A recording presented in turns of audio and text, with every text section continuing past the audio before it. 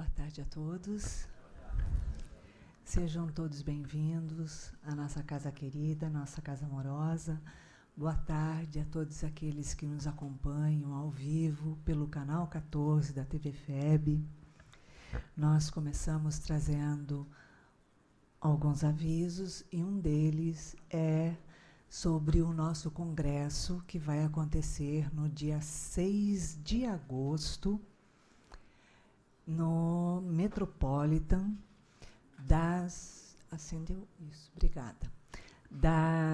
13 às 19 horas. E esse ano tem um tema maravilhoso também, o segredo da felicidade. Esse ano é para mexer, o segredo da felicidade. Qual será? Será que é o mesmo para mim e para você, André? É possível. Possível. É isso aí, né? A felicidade, será que é um estado ou será que é uma permanência? Pois é, precisamos descobrir esse segredo e ver como é que é. Esse ano nós temos como palestrante, mais uma vez, Divaldo Franco está com a gente, que é um amigo querido aqui da nossa casa, nosso patrono, cofundador. Teremos o Sérgio Lopes, que é um psiquiatra que vem lá do Sul. Teremos também Rossandro Klinge.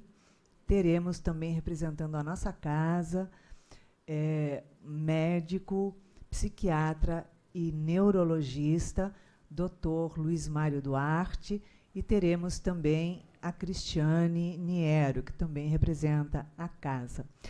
E estaremos fazendo o lançamento do nosso primeiro livro. Então, teremos muita surpresa nesse dia. Então, aproveite, porque as credenciais estão saindo assim direto, tá?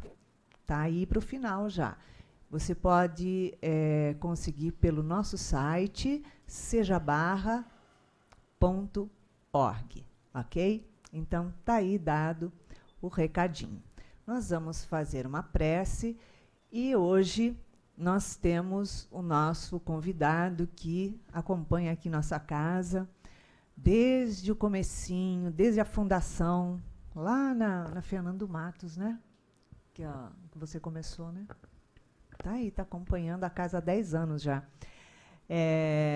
André Trigueiro é jornalista, conhecido por todos aqui, e ele vem falando de um tema muito gostoso, um tema muito bom e importante, mais do que atual, né? O que é que está acontecendo no nosso mundo? Então, nós vamos fazer a prece e deixar aí com ele, ok? Jesus, querido mestre, amigo, que nos acolhe nesta tarde, onde é que viemos, Senhor, buscar a paz, sentir a paz, a mesma que há em Ti, para que ela vibre dentro de nós, pedindo a Joana de Ângeles, nossa mentora amorosa, que com o seu carinho e a sua inspiração envolva o André Trigueiro, nosso amigo querido, nos estudos que ele preparou para a tarde de hoje. Graças a Deus.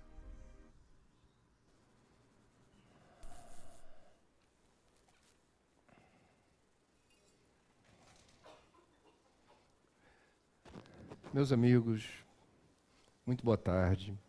A nossa saudação, em primeiro lugar, às mães, pelo dia de amanhã. É uma data comercial, mas qual o problema?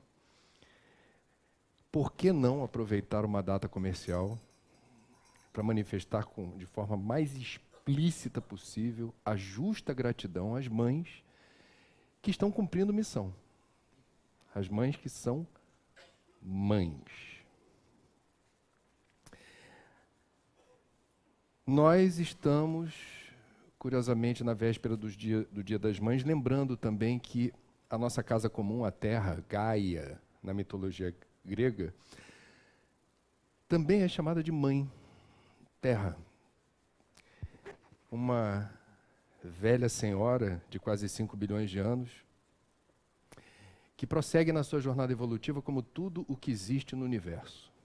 Tudo o que existe, todas as criações de Deus, pela lei de evolução, não permanecem estáveis. Nada no universo é estável. Tudo está em constante transformação e burilamento. Tudo, todas as formas de vida, todas as matérias inertes, todos os elementos da natureza estão compulsoriamente condenados a evoluir.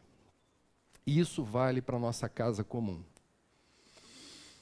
A razão pela qual hoje nós estamos aqui é refletirmos juntos sobre o assunto do momento, que é uma crise que nos chama a atenção e nos causa alguma perplexidade, porque desde que o mundo é mundo há crise.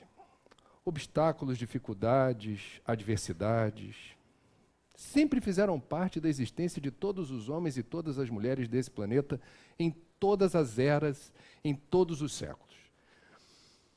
É chovendo molhado falar de crise, mas o observador atento haverá de perceber que quando eu estou falando aqui a palavra crise, eu estou nominando algo que tem um nível de complexidade que merece atenção e foco, porque é uma crise que se desdobra globalmente e que alcança globalmente o descrédito, a falta de confiabilidade dos dirigentes políticos, como nunca se viu antes. É um fenômeno global. Aqueles que nos representam não são dignos da nossa confiança. Razão pela qual emergem ao poder pessoas que conseguem capitalizar votos dizendo: não sou político. Eu não me misturo com isso daí. Eu estou falando do Dória em São Paulo, estou falando do Trump nos Estados Unidos, eu não quero me alongar para a vibração não cair. A gente está falando de uma crise econômica que, segundo alguns analistas, não é mais uma crise, não seria um ciclo de dificuldades. Muita gente especialista no assunto denuncia o provável esgotamento de um modelo, uma dificuldade de você conseguir imaginar no longo prazo que a forma como a economia formal se estrutura consiga se perpetuar na linha do tempo como nos acostumamos a ver. O capitalismo não é sustentável. E eu não estou ideologizando o debate. Nem estou desmerecendo o empreendedorismo ou a recompensa pelo esforço. Uma crise ambiental sem precedente na história. O Brasil, campeão mundial de água doce, sofre hoje, pela primeira vez na história, Brasília enfrenta um racionamento, a maior estiagem da história do Nordeste. São Paulo enfrentou 2 anos seguidos uma crise hídrica sem precedentes que levou o paulistano a experimentar o sabor do volume morto. A Amazônia, que tem estiagens severas de 100 em 100 anos, experimentou no intervalo de 5 anos 2 crises de estiagem que quebraram o ciclo hidrológico previsível. Estou pegando o Brasil, podia ir longe no mundo. Uma crise ética, uma crise moral, uma crise de relacionamento. A depressão e patologias de ordem mental não são consideradas epidêmicas, mas pandêmicas. O fenômeno do suicídio, do autoextermínio, da autoflagelação dos jovens. Eu não quero me alongar. Eu estou tentando dizer para vocês o seguinte: estamos num recorte temporal, estamos vivendo um momento em que temos alguns elementos de convicção para dizer: está acontecendo algo agora, no geral, que difere a crise de hoje de outras crises. Essa crise é sistêmica. E ela tem diferentes configurações ao mesmo tempo. Essas crises são, em certa medida, complementares, elas se interconectam. Se você conversar com um historiador, como eu já tive o prazer de conversar, ou quem gosta de história, ele vai desqualificar o que eu estou dizendo aqui, trazendo outros elementos de convicção para lembrar. Nunca estivemos tão bem. Se a gente lembrar que de um século, há pouco mais de um século, não havia anestesia, penicilina, eletricidade, a vida média do ser humano era bem mais baixa, não havia discurso sobre direitos humanos, a gente resolvia na pancada ou a bala nossas diferenças. Lembrem-se do Livro dos Espíritos falando dos duelos. Eu sou neto de alagoano. Não faz tanto tempo assim, é menos de um século, se resolvia a bala a diferença. Não havia protocolos a serem respeitados em conflitos armados. Convenção de Genebra. Não havia Organização das Nações Unidas, não havia rede de assistência social, não havia previdência, não havia carteira assinada. E esse historiador vai dizer, uma crise sem precedentes? Mas a humanidade nunca esteve tão bem.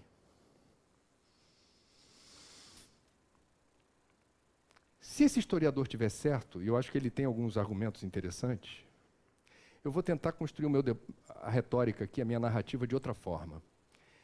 A diferença entre temperatura e sensação térmica.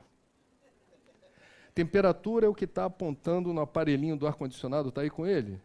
26 graus. É o que aponta o aparelho do ar-condicionado. Não quer dizer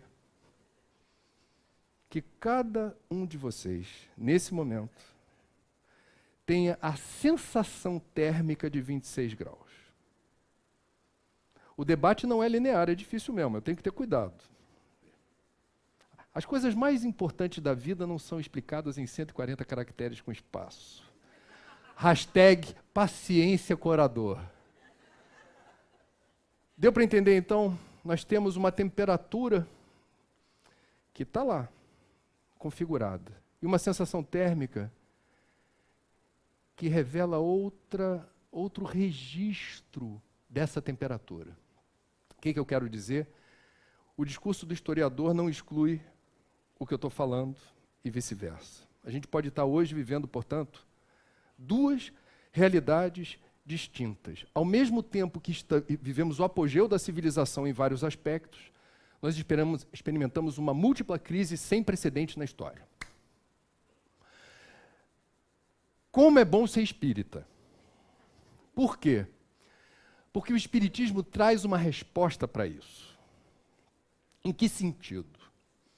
Nós, espíritas, temos a percepção de que, não por acaso, guardamos a impressão de que esse é um momento singular na história, sim. E há uma razão para isso. Antes de falar da doutrina, eu vou falar de um místico hindu que Divaldo Franco foi à Índia conhecer, e tive a oportunidade de vê-lo, ouvi-lo, Divaldo, dizer como ele ficou perplexo com Sai Baba, na Índia, não apenas pelos prodígios nos fenômenos de efeito físico, mas pelo discurso em favor da paz universal. Esse homem, que já desencarnou, escreveu algo interessante que nos ajuda a refletir sobre esse momento.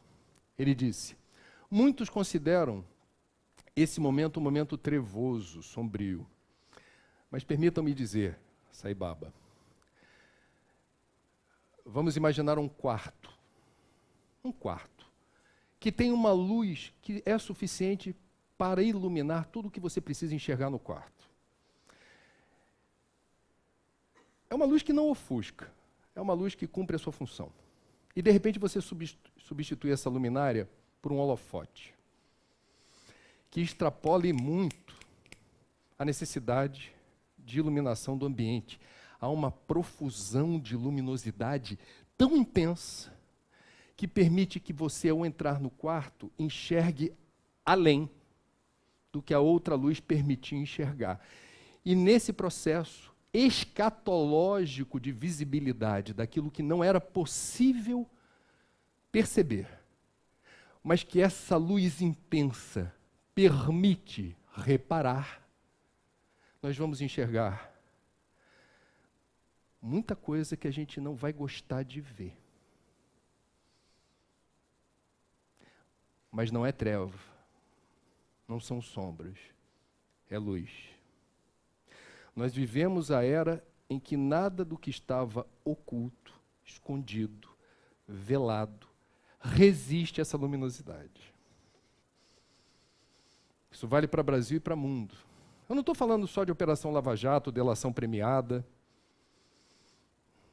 da capacidade de se provar ocorrências envolvendo corrupção e desvio de dinheiro sem documento. Estou falando das redes sociais. Estou falando da internet, quando a grande mídia prefere não contar uma história, não produzir uma determinada reportagem sobre qualquer assunto, a rede social ignora o que uma televisão, uma rádio, uma revista queiram ou não mostrar, e ela, a rede, essa figura genérica, por si, compartilha toda sorte de informação. Vivemos uma era em que o problema não é acessar a informação.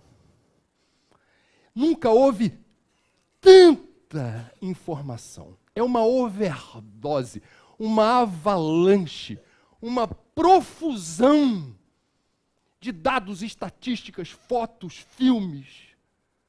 Cuidado com o teu aparelhinho, porque ele pode estar sendo filmando você sem você saber. Vocês sabem disso. Cuidado, bota lá um adesivo na câmerazinha quando você não estiver usando. Eu estou falando de um mundo ao avesso. Como é bom ser espírita. Porque o espiritismo nos traz uma possível explicação para tudo isso. E como eu disse sobre Gaia, nossa casa comum, Mãe Terra, como tudo evolui, chegou o momento de Gaia, a Mãe Terra, nessa sinfonia universal que rege o movimento lento e gradual da evolução das formas vivas e inertes. Chegou o momento de virar a folhinha do calendário cósmico universal. Chegou o momento da Terra ascender na escala dos mundos. Chegou o momento do nosso planeta começar a vibrar numa outra frequência.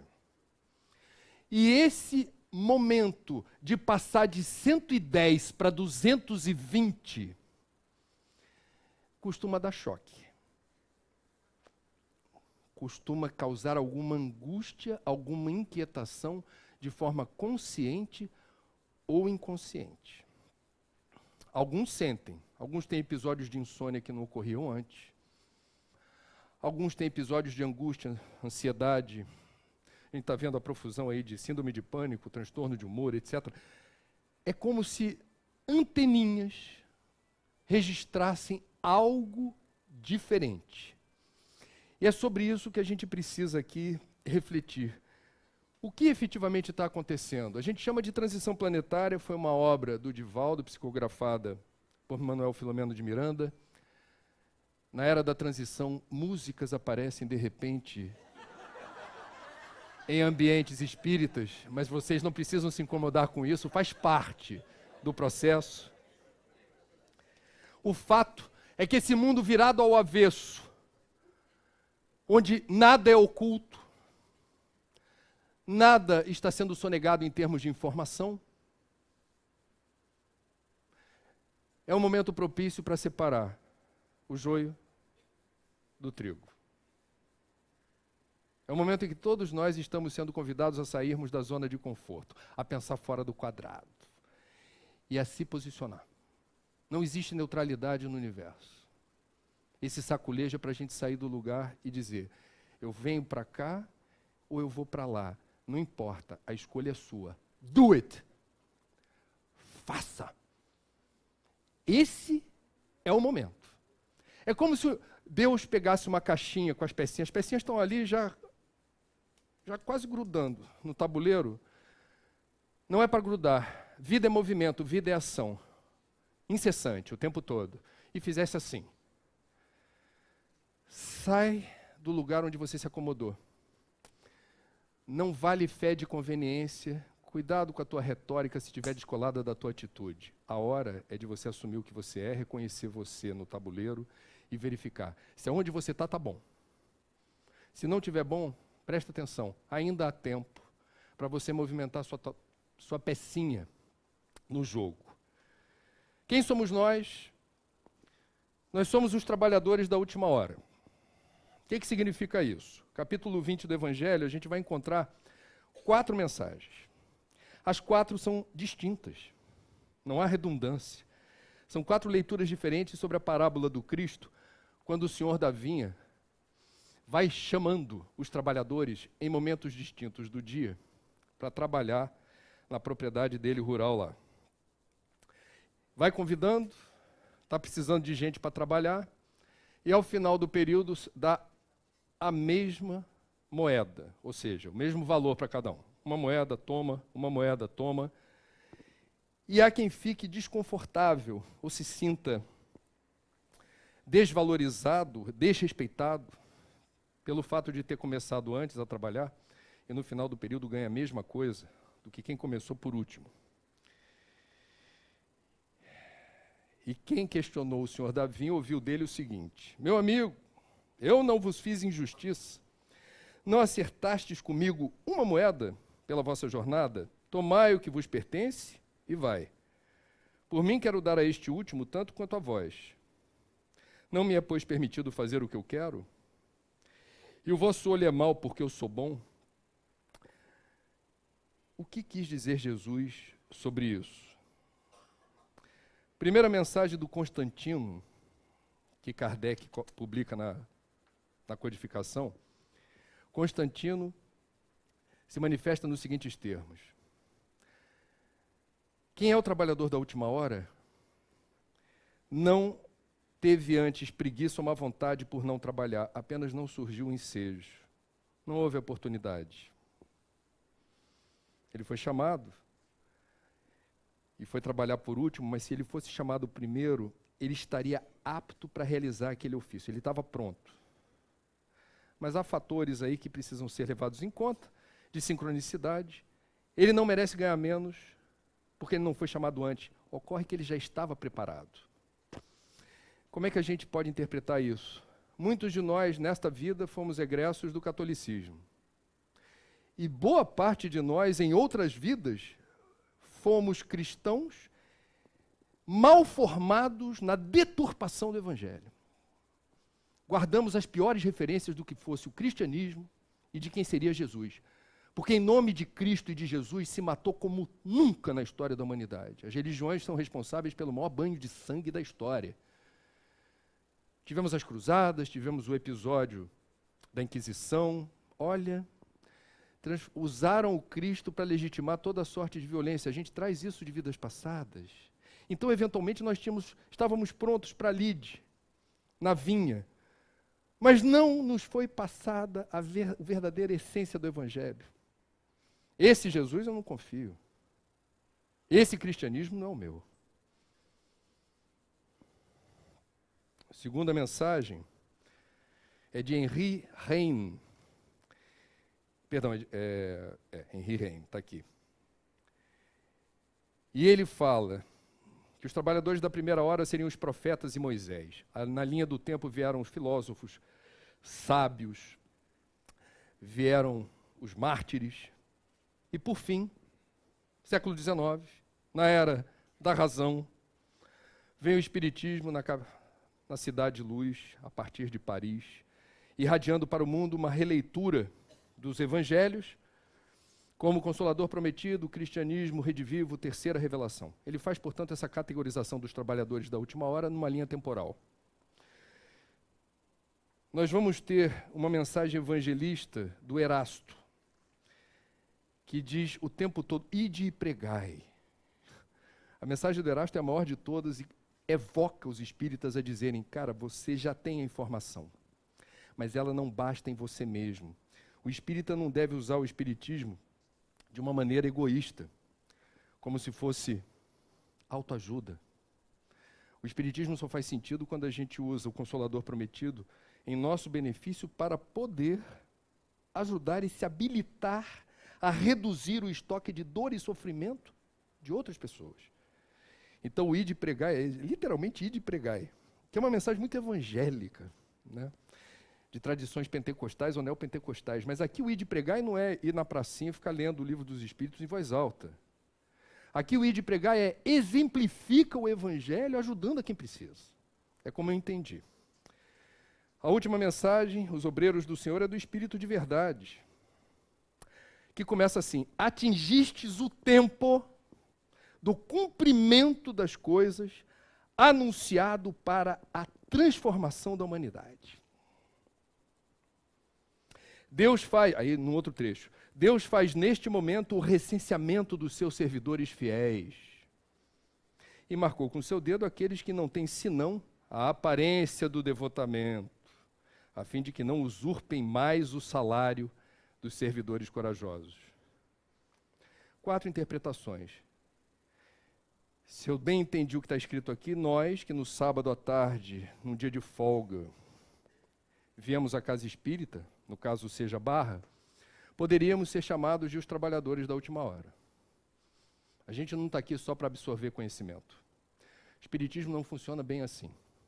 Há um momento da dor, e boa parte de nós se aproximou do espiritismo pela dor, esse que vos fala, por exemplo, e no momento em que a dor se serena, em que se decanta, e a gente, que doutrina consoladora, sensacional. O que a gente faz? Vira as costas, compra o livro Minutos de Sabedoria do Pastorino, pílulas homeopáticas para manter a fé. Sabe como é que é? A vida é dura, eu trabalho em vários lugares, eu tenho que correr atrás do prejuízo, muitos afazeres. De vez em quando eu vou lá tomar um passe na Iraci. Na Iraci. Entendeu nada, né, Dana?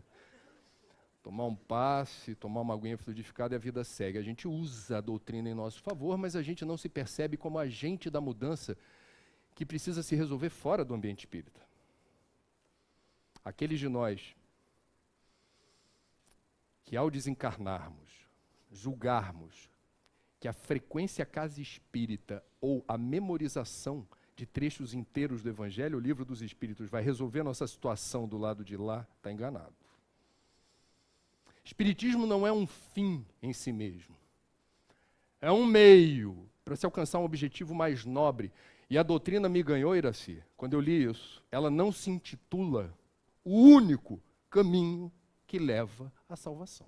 Me ganhou. Aí eu já estava inclinado. Quando bateu aí eu falei, estou dentro.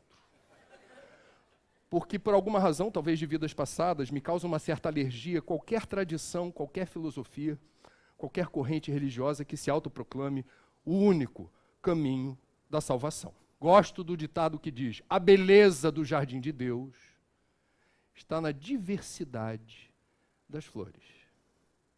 É lindo ver um muçulmano num determinado momento do dia, no aeroporto, pegar lá a bússola, Meca, fazer o seu ritual.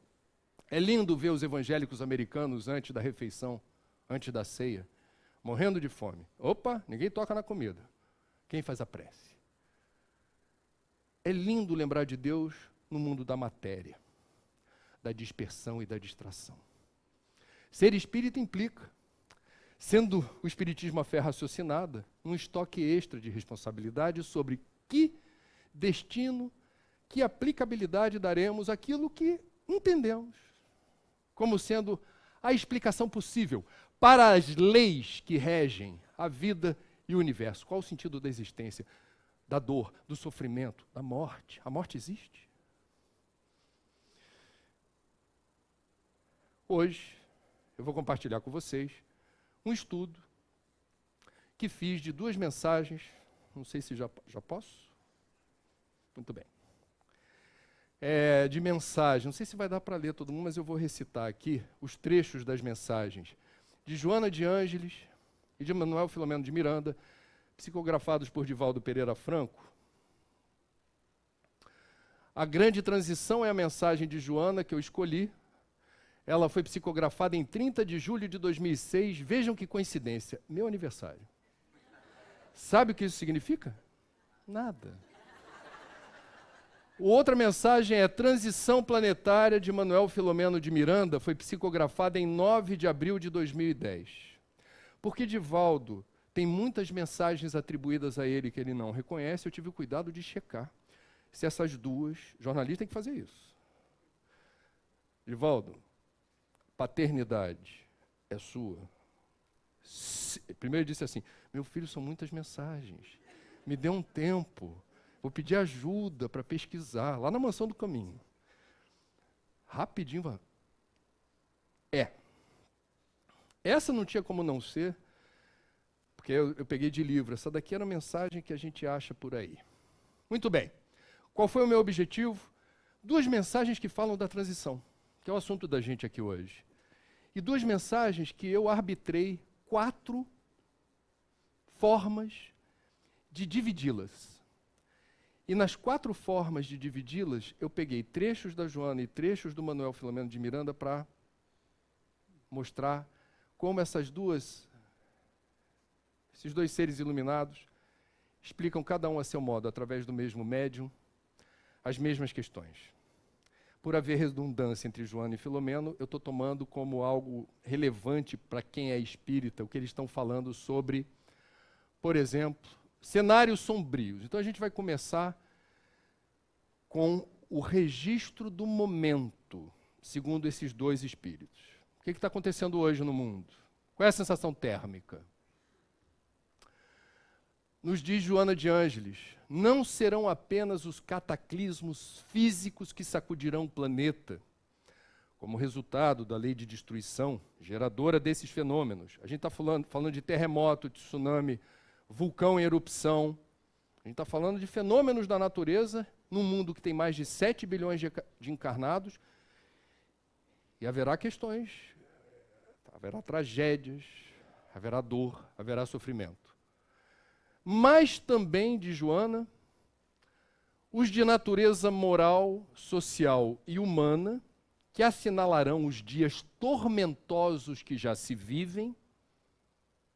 Os combates apresentam-se individuais e coletivos, ameaçando de destruição a vida com hecatombes inimagináveis. Como profissional de comunicação, me chama a atenção o recurso linguístico de Joana para acentuar a singularidade do momento. Primeiro, ela chama a atenção, a Terra está sempre em movimento, sempre teve furacão, terremoto, cataclismos de chuva, dilúvios. Não são apenas esses, mas também os de natureza moral, dias tormentosos, ameação de destruição à vida com hecatombes inimagináveis. Hecatombe já é uma palavra forte. Inimagináveis. Ela está falando de algo que não é trivial. Filomeno, sobre o mesmo assunto, cenários sombrios. As dores atingem patamares quase insuportáveis. E a loucura que toma conta dos arraias terrestres tem caráter pandêmico. Chega-se, olha as palavras, ao máximo desequilíbrio, facultando a interferência divina, a fim de que se opere a grande transformação de que todos temos necessidade urgente. Reparem nos termos que eles estão usando. Eles estão se referindo a um momento que guarda uma singularidade. Não é de novo, não é algo que vinha acontecendo. É uma ruptura. É uma ruptura. Quando ele fala loucura que toma conta, eu me lembro das patologias de ordem mental que começam agora a ser mais discutidas e debatidas, principalmente a partir da Organização Mundial da Saúde. Suicídio é caso de saúde pública no Brasil e no mundo, depressão, são 350 milhões de depressivos no mundo, aproximadamente 15 milhões de depressivos no Brasil. A gente está falando da facilidade do acesso às drogas, e qualquer droga, por princípio, altera o sistema nervoso. E toda droga que altera o sistema nervoso, seja ela lícita, cigarro, cerveja, seja ela ilícita, crack, cocaína, ela pode causar dependência. Esse é o problema. A dependência abala o aplicativo espiritual do livre-arbítrio, Quem é dependente não tem escolha, não escolhe, é escolhido. Isso gera perturbação, loucura. E é interessante, chega-se a um máximo desequilíbrio facultando a interferência divina. Deus não seria soberanamente justo e bom se permitisse que estivéssemos à mercê de tamanho ataque ou de circunstâncias absolutamente perturbadoras sem algum recurso para enfrentarmos isso. Muito bem. Isso aqui é arbitrariamente, eu escolhi arbitrariamente essas retrancas. Separação do joio e do trigo. Peguei 2 trechos de cada um dos autores. Joana. Os espíritos renitentes na perversidade, nos desmandos, na sensualidade e vileza, estão sendo recambiados lentamente para mundos inferiores, onde enfrentarão as consequências dos seus atos ignóbeis, assim, renovando-se, predispondo-se ao retorno planetário, quando recuperados e decididos ao cumprimento das leis de amor. Aqui a gente entra num território mais consolador. Certos abusos, certas excrescências morais ou físicas, certas situações que nos causam indignação e revolta e que a gente não percebe a devida resposta pela justiça da terra ou a devida celeridade na punição desses que são flagrados nesses gêneros de crime, nós temos a partir de Joana a informação de que não se habilitam ao retorno à Terra. A Terra evolui na escala dos mundos, muda sua vibração. Significa que, parafraseando, eu sempre gosto de citar essa parábola do festim das bodas, só poderão entrar na festa os que estiverem vestidos adequadamente. Cristo, numa parábola, disse isso. É metafórico. Qual é a roupa adequada? É o perispírito com a voltagem e a frequência ajustados à vibração da Terra. Para cá retornaremos aqueles que tivermos a vibração compatível com a do mundo de regeneração. Razão pela qual se dá o expurgo. Quem não está vibrando na mesma frequência vai para um planeta, para um orbe, onde haja compatibilidade. Conhecemos a história, isso já foi retratado na obra referencial Os Exilados de Capela, que vieram do sistema de Cocheiro, vieram de outro lugar da galáxia para cá, porque não se credenciaram vibracionalmente para continuarem no planeta original, Capela. Foram exilados. Com o consentimento de Jesus, governador desse orbe, reencarnaram aqui e nos ajudaram muito na área da ciência, na área da filosofia, na compreensão dos fenômenos da vida. É interessante quando se estuda a história do Egito. O Egito teve um período relativamente curto de surpreendente conhecimento astronômico, medicinal, no campo do conhecimento, que depois arrefeceu. O que houve ali? Você pergunta isso para um espírita que leu Os Exilados de Capela, ele vai dizer assim, você tem tempo? Espírita, quando... Olha, a soberba é um problema, que é um desafio espiritual. Seja humilde.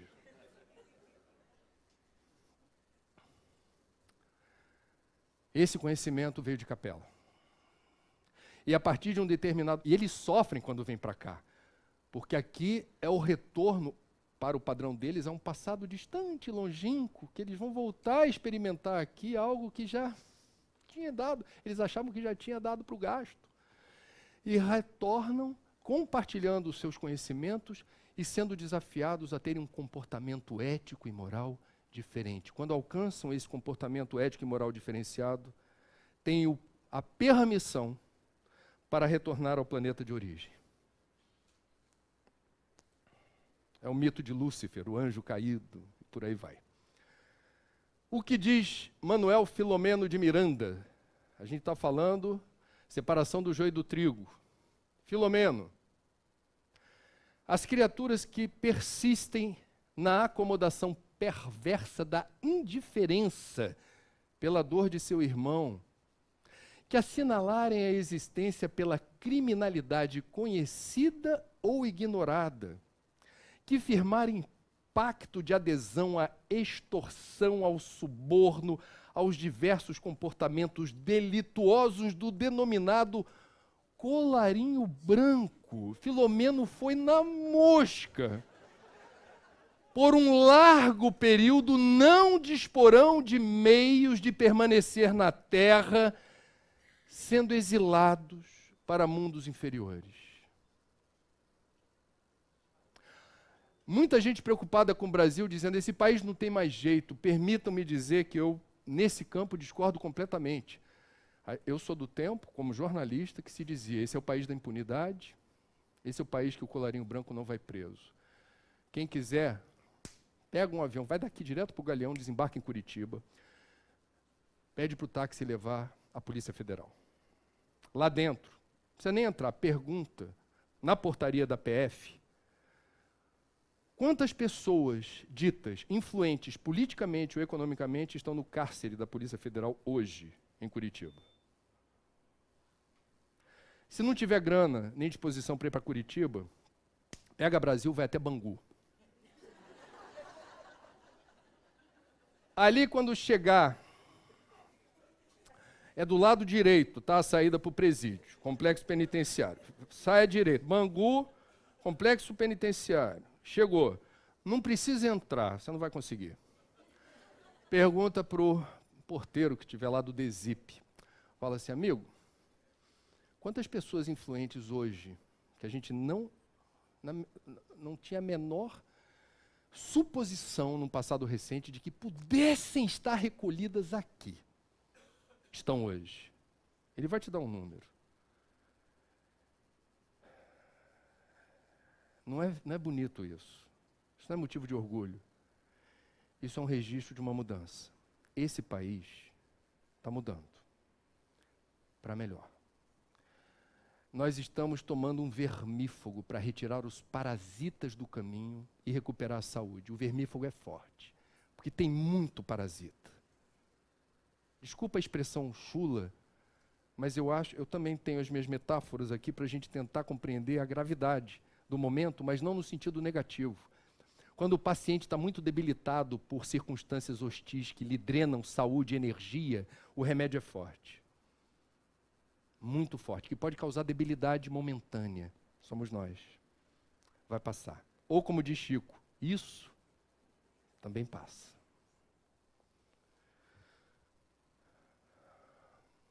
Agora, o pessoal começa... Quem tem evidência começa a ver a psicosfera, que estava assim, rosa para vermelho, e agora começa a ficar azul. Bruxuleante. A nova humanidade... Pode respirar fundo. Eu não vou terminar aqui falando só do lado problemático da transição. Deus não seria soberanamente justo e bom se não permitisse que nós, nesse momento, tivéssemos aliados, escora, proteção, inspiração para enfrentar. Joana, concomitantemente, ou seja, ao mesmo tempo de tudo aquilo que ela falou, espíritos nobres, que conseguiram superar os impedimentos que os retinham na retaguarda. Isso é objeto de outro estudo. O que os retinham na retaguarda? Outras tarefas mais importantes? Não era o momento exato para eles se manifestarem? O fato é que eles não poderiam, antes, se manifestar como agora tem carta branca para fazê-lo. Esses espíritos nobres estarão chegando a fim de promoverem o bem e alargarem os horizontes da felicidade humana, trabalhando infatigavelmente na reconstrução da sociedade. Então, fiel aos desígnios divinos.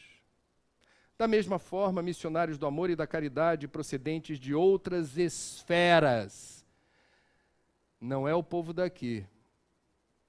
É turistas que não são acidentais, mas são luminosos. Estarão revestindo-se da indumentária carnal para tornar essa fase de luta iluminativa mais amena, proporcionando condições dignificantes que estimulem ao avanço e à felicidade. Aqui a mensagem toda reporta os aliados siderais. Gostaram desse nome? É bonitinho. Eu acho lindo isso. Aliados de outros mundos que estão encarnando aqui, com autorização de Jesus. No livro Transição Planetária, psicografado por Divaldo, explica-se claramente que eles também têm uma missão que é de introjetar no DNA humano uma outra combinação genética que propicie no nosso equipamento, material e transitório, possibilidades de interação com o plano astral e de ação aqui diferenciados. A dedução que eu faço é um corpo menos denso e com possibilidades maiores de interagirmos com o que não seja apenas visível, tangível, material. Isso já está acontecendo. Então, entre nós temos aliados siderais. Se a briga é feia, não é feio pedir ajuda. Então, a ajuda está chegando no sentido de disseminar entre nós exemplos, atitudes, valores, novas ideias, novos modelos de gestão, um novo sistema político mais participativo e transparente, novas formas de fazer arte e de inspirar as pessoas para o bem, novos protocolos de convivência entre os diferentes, novas formas de praticar religiosidade, insights filosóficos. Hashtag outra coisa. O que diz Filomeno? Espíritos, olha, são duas mensagens diferentes no intervalo de 4 anos, psicografados pelo mesmo médium. Espíritos de outra dimensão estão mergulhando nas sombras terrestres, a fim de que, ao lado dos nobres missionários do amor e da caridade, da inteligência e do sentimento, que protegem os seres da Terra, possam modificar as paisagens aflitivas, facultando o estabelecimento do reino de Deus, aqui em caixa alta, porque foi a expressão usada por Jesus. O reino de Deus nos corações. Equipes de apóstolos da caridade no plano espiritual também descem ao planeta sofrido, a fim de contribuir em favor das mudanças que devem operar. O Luiz Marque está aqui presente, antes da gente vir ao palco, lembrou no livro seguinte, A Transição Planetária, Perturbações Espirituais, primeiro capítulo, Joana de Ângeles, deixando muito claro a participação direta do Poverello de Assis, Francisco, discípulo direto de Jesus, dileto, o único que não foi martirizado, aquele que acompanhou Maria até o fim da existência dela, João Evangelista, que retorna na pele de Francisco, no auge de uma igreja opulenta e corrupta na Idade Média, para exemplificar, foi a missão dele como Francisco, o resgate do verdadeiro cristianismo, pautado pelo amor, caridade, amor, sacrifício, amor, doação, sem acumular bens ou riquezas, sem participar da política da terra, e que, segundo testemunhas, esteve com o Papa e constrangeu o Papa. O Papa teve a percepção de que ali não julgou Francisco pelos trajes andrajosos, de mendigo. Julgou Francisco pela elevação e irradiação espiritual. A gente não entende quando lê no Evangelho como as pessoas próximas de Jesus, antes de Jesus abrir a boca, já se sentiam, de alguma forma, tocadas pela aura daquele espírito luminoso, crístico. Eu tive a oportunidade, certa vez, de fazer uma entrevista com o Dalai Lama. Estávamos em São Paulo, eu e mais 3 membros da equipe, e curioso, nenhum dos 3 professava a mesma fé.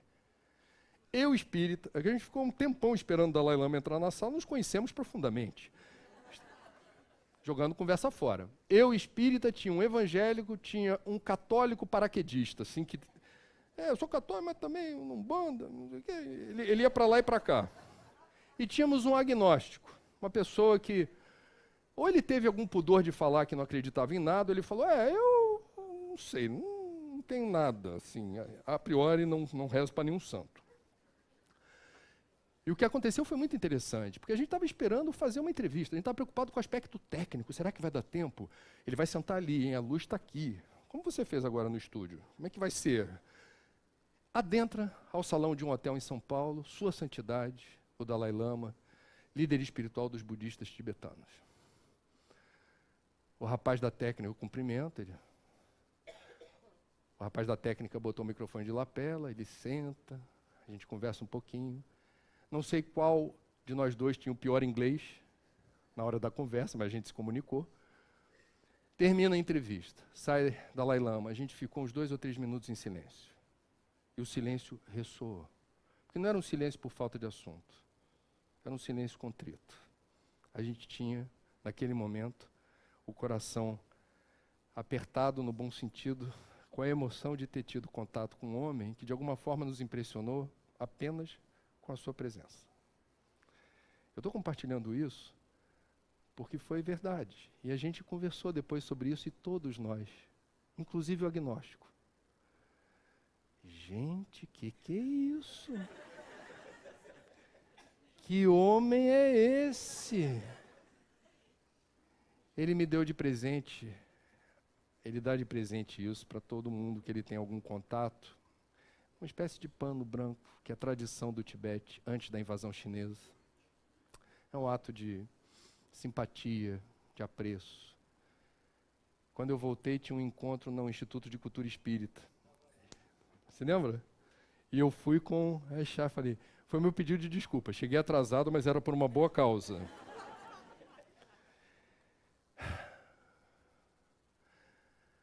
Por fim, o que devemos fazer?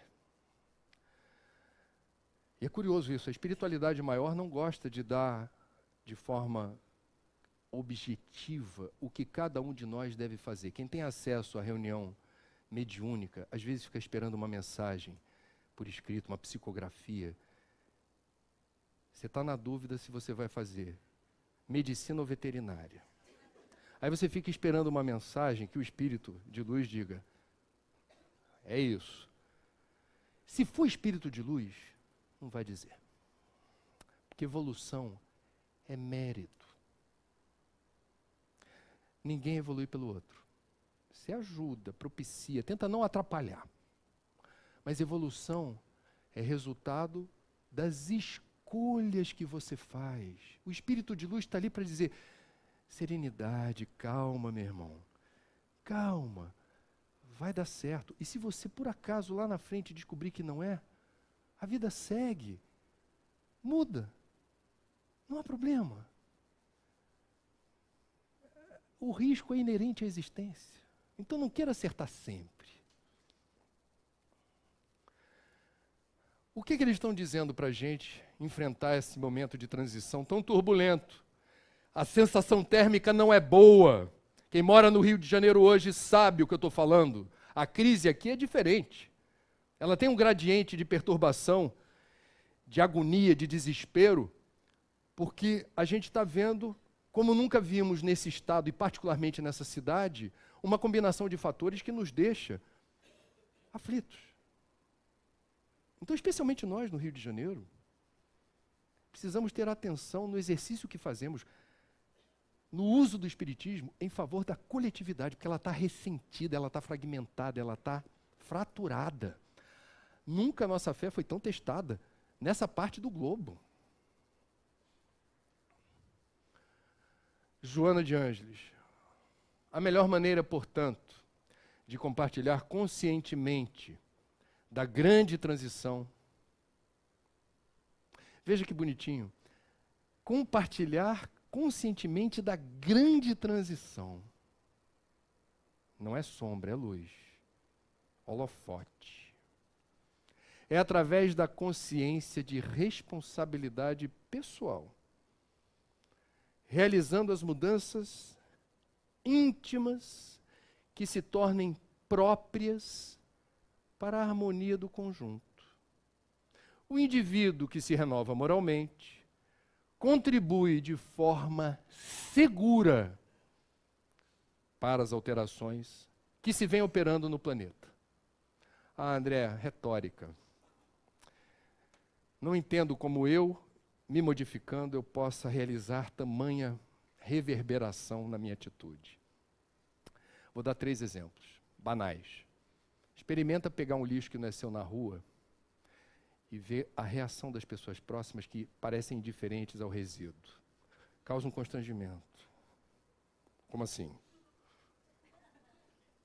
Experimenta parar no sinal vermelho quando o cara que está atrás de você vê que o sinal fechou, você está numa certa velocidade e fala, vai que eu vou. Aí você chega e para. Experimenta. Sociologicamente é um exercício curioso. Já aconteceu comigo mais de uma vez. Se você está na frente e para, não raro, quem está atrás dá uma freada brusca, olha para você, de ladinho, né? Parou do lado. O que eu fiz? Eu estou no meu carro, eu parei. Não. Você cumpriu uma regra e causou constrangimento a ele que estava prestes a descumprir. Por alguma razão, a partícula Deus dele, a consciência falou, para.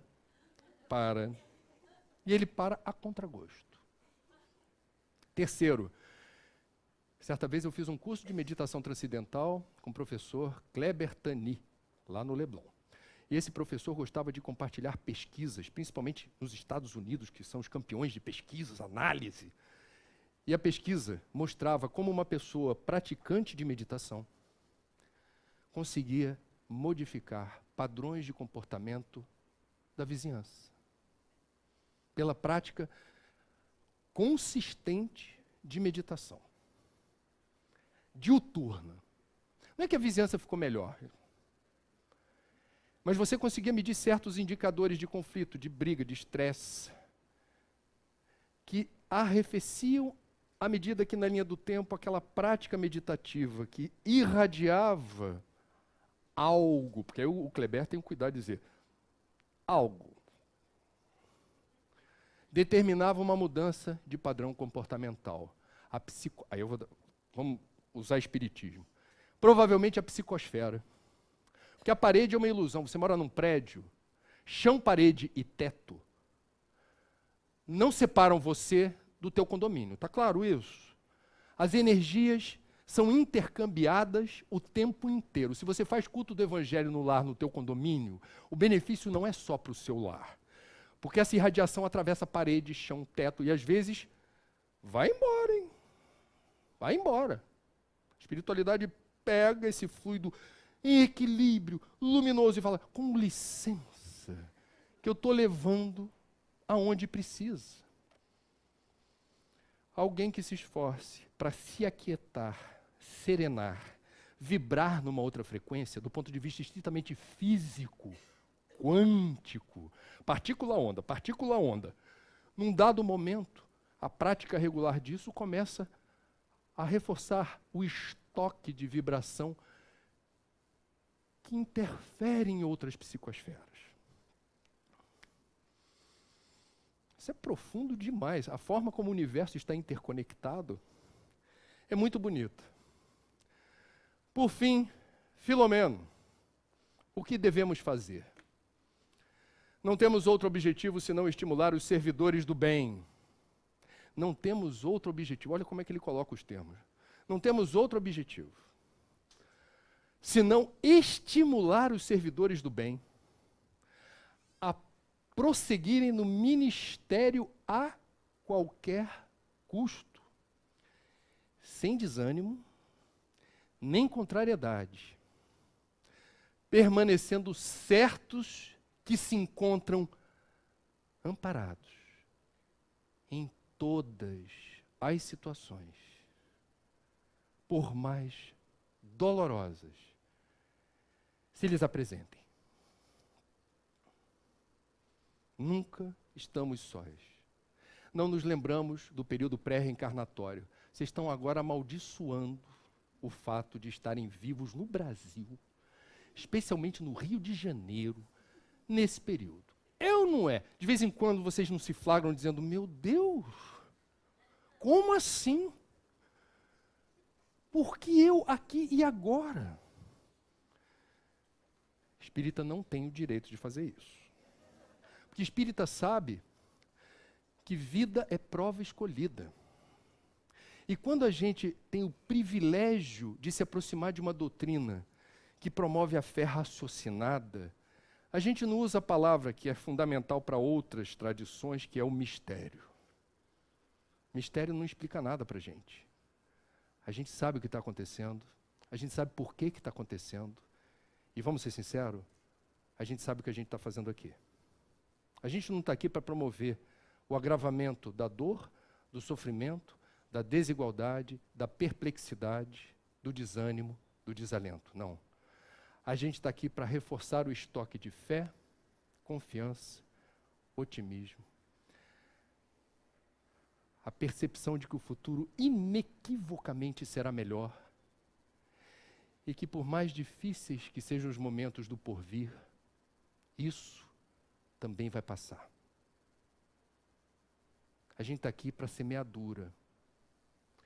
Não tenham a ambição de ver o resultado da bolota virar planta ou árvore.